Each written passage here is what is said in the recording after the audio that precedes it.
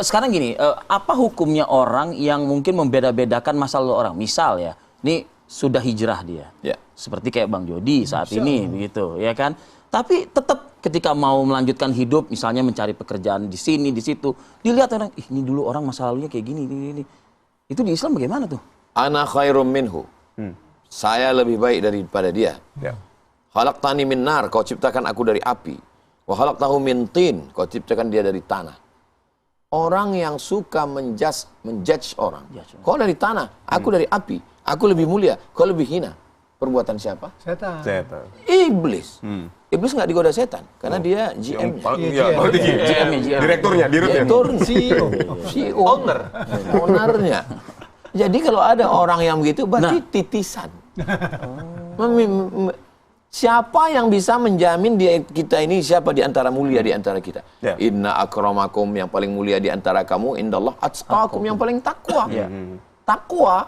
Takwa itu maksudnya takut kepada Allah, bukan takut istri tua. Takwa yang paling kita kepikiran itu aja enggak ya?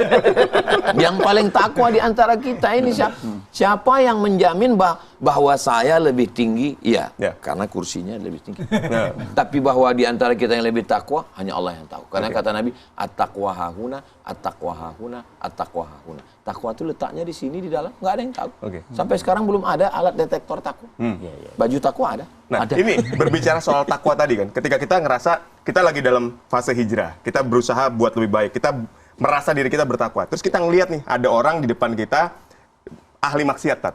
Nah, kadang depan. Enggak, saya belok di sini. Jadi saya nggak spesifik. Jadi belok ke sini. Jadi ada di depan kita orang ahli maksiat.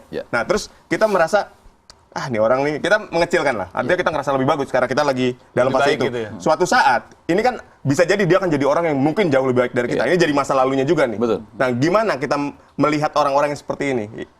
Melihat anak kecil, engkau lebih baik dari aku. Karena dosamu belum banyak. Melihat orang tua, kamu lebih mulia dari aku. Karena umurmu banyak, ibadahmu sudah banyak. Melihat orang pelaku dosa, kalau Allah beri hidayah kepadamu, kau bertobat nasuha, kau lebih bersih dari aku. Melihat orang yang tidak beriman, kalau Allah membuka pintu hidayah, kau masuk Islam, kau login, kau bersyahadat, amalmu dari nol. Betul. Suci. Yang dari nol ini dua, orang bertobat dan Pertamina. Dari nol ya. Iya. Dimulai dari nol itu ya. Dari nol. Betapa kita melihat orang nahnu qudat la du'at. Kita ini nahnu du'at. Kita ini hanya ngajak orang, la qudat, bukan hakim. Jadi ada orang sekarang yang kemana-mana bawa martil, bawa palu, kafir, pelaku bid'ah, masuk neraka. Boleh kayak gitu? Itu urusan Allah. Kita hanya ngajak orang berbuat baik. Ud'u ila sabili rabbik, ajaklah orang ke jalan Tuhan. Bil hikmah. Dengan cara yang santun, yang lembut. Wal mau'izatil hasanah. Keteladanan, kelembutan, kebaikan, contoh, model. Andai perlu berdebat, wajadilhum, debatlah mereka. Tapi lihat ujungnya, billati hiya ahsan, dengan cara yang baik, dengan cara yang santun, dengan cara yang lembut. Nah, Ustaz, apa bedanya menyesal yang membawa kebaikan sama menyesal yang akhirnya mengakibatkan putus asa? Nyesal, duduk di bawah pohon kayu sampai datang bisikan-bisikan, berhalusinasi, nggak sholat, nggak makan. Gila dia. Itu bukan nyesal. Tapi ketika dia mandi taubat, sholat sunat taubat, menangis di atas sajadah, menyesal. Sama-sama nyesal kan ngakunya? Yang tadi ini nyesal sampai nggak mandi-mandi, nggak makan-makan. Yang ini menyesal, bersih, berbuat baik, makin semangat. Inilah penyesalan yang sesuai dengan sunnah. Menyesal di dalam hati. Sedangkan ini hanya lebih dalam dalam godaan setan, dia tidak kembali. Makanya ketika ada orang yang merasa dirinya banyak salah, tidak terbuka pintu taubat, bangkitkan semangatnya. Allah membuka pintu kebaikan. Engkau mesti mandi. Mamin muslimin yuznibu dzamban, kalau ada orang khilaf salah berdosa, summa yatatahhar, mandi. Enggak bisa mandi, wudu, enggak bisa wudu, tayamum, enggak bisa tayamum, kita tayamum kan. Ustaz, kasih clue dong, kasih cara Ustaz. Cara tobat nasuha yang sebenar-benarnya Ustaz. Ada menemukan titik balik dalam hidup. Mutar kantor, rumah kerja, dugem, mabuk, sakau, kantor, rumah kerja, mabuk, sakau, zina. Sampai akhirnya menemukan titik balik dalam hidup. Ya. Lama hidup banyak dirasa, jauh berjalan banyak dilihat. Lain padang, lain belalang, lain lubuk, lain ikannya. Lama jadi ustadz, banyak yang curhat. Bapak, gimana ceritanya taubat dulu? Saya kebetulan Pak Ustadz ngelihat orang meninggal, tiba-tiba saya terdorong sampai ke tepi liang lahat, terdorong masuk ke liang lahat. Tekan kembang gitu yang kemarin. Saya merasakan dingin. Itulah titik taubat saya, Pak Ustadz.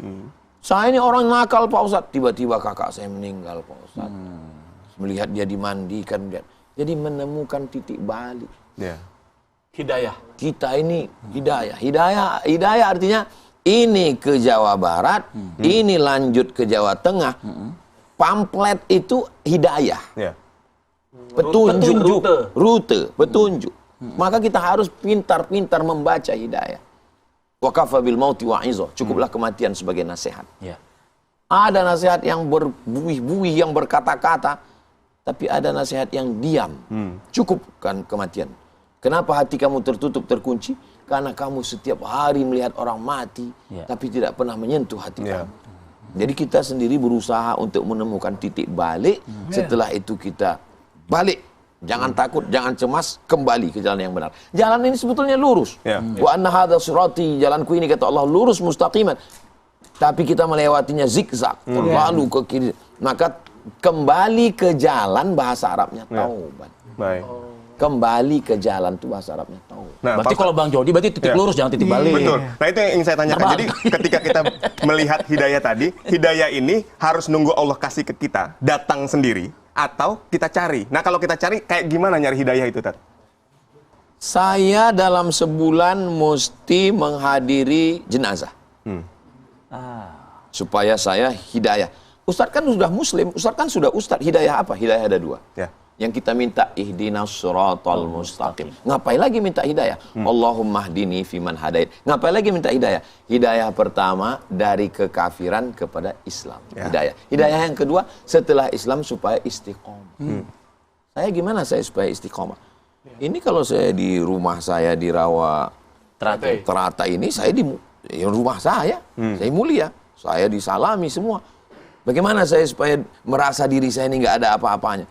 Maka saya pergi ke pedalaman, ke kampung, ke hutan. Naik perahu di tengah hutan, angkat tangan, semua orang angkat tangan. Pas ditanya, Bapak kenal sama ini? Enggak. Yang penting angkat tangan aja. Orang dia nggak tahu. Nggak ada TV? Nggak ada. Ada TV One. Masuk ke barak. Lalu kemudian ketika kita sedang merasa hebat, pakai masker, pakai kacamata hitam, nyetir sendiri, merasakan bagaimana sakitnya diusir tukang parkir. Sana. Jangan di sini kan. Padahal kalau kita mau buka, Ustaz Somad. Jadi kita mesti merasakan itu. Pergi melihat orang mati. Pergi melihat orang meninggal dunia. Kalau melihat orang meninggal dunia malam. Karena kalau siang nggak jadi ngeliat orang meninggal, malah foto-foto sama orang. Melihat jam 12 malam, buka penutup wajahnya, cium. Kalau dia laki-laki, jangan perempuan dicium. Habis itu datang ke liang lahat. Saya berusaha kalau sedang pemakaman, saya di bagian kepala untuk melihat ke bawah. Tolong buka tali pocong. Buka. Wajahnya buka. Hidungnya nempelkan ke tanah.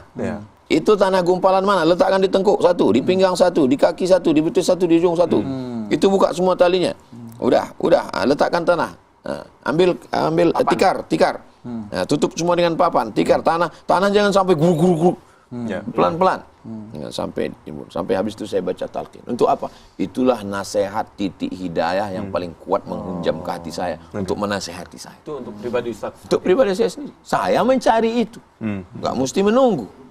Bahwa dalam perjalanan itu Allah mempertemukan saya dengan beberapa titik yang tidak saya cari. Ada titik yang saya cari, ada titik yang saya dipertemukan Allah. Ketika ada orang di depan saya sedang berdoa gitu. Ada orang di depan saya mengangkat tangan. Maaf. dia kekurangan fisik, cacat. Dia mengangkat tangan. Padahal dia kekurangan fisik. Ya. Saya yang sempurna secara fisik, doanya gini. Nangis saya. Ya. Dia yang kau beri kekurangan, tapi hatinya sempurna. Aku yang kau berikan kesempurnaan fisik, tapi hatiku kurang. Ya. Dia di hadapan manusia kurang, tapi di hadapanmu sempurna. Aku di hadapanmu kurang, di hadapan manusia sempurna. Datang malu. Malu kepada Allah. Nggak sesuai nikmat yang banyak itu dengan... Jadi saya menemukan itu.